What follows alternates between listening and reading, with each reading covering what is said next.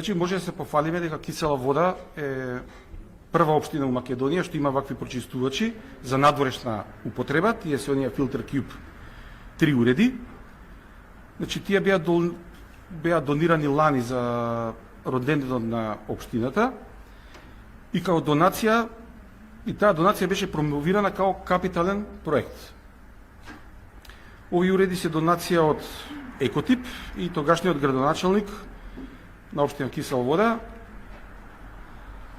се пофали дека склучил стратешко партнерство со оваа фирма. Па сега да видиме што е стратешко тука. Значи, за информација, не знам, може дали знаете, значи овие кубни коцки што прочистуваат воздух, прочистуваат во радиус од 15 до 20 метри и за да има ефект од нив, треба да бидат поставени во паркови, кај што има концентрација на луѓе, и тоа така поставени да нивните радиуси на дејствување се преклопуваат, така да се создаде една зона, слободна зона од PM честици.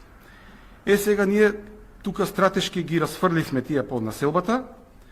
Значи, едната ваква кубна коцка е преку улица, на ќошот од малово паркче, игралиштето е позади 30 метри, втората е кај Домот на културата Беличанец, исто така на ќошот до улицата, а позади паркот со игралишта и со детски игралишта и со спортски игралишта не е покриен.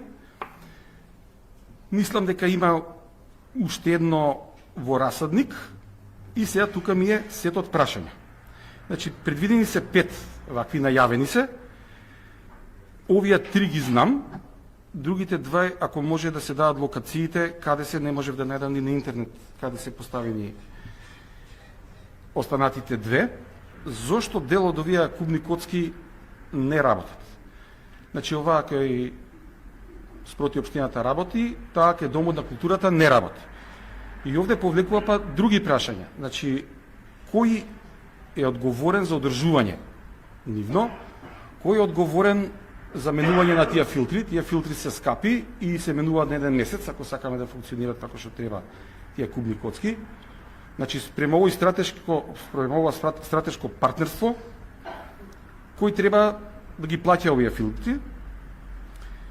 Исто така, сакале да го добиеме овој договор, да видиме што е тоа стратешки во договорот.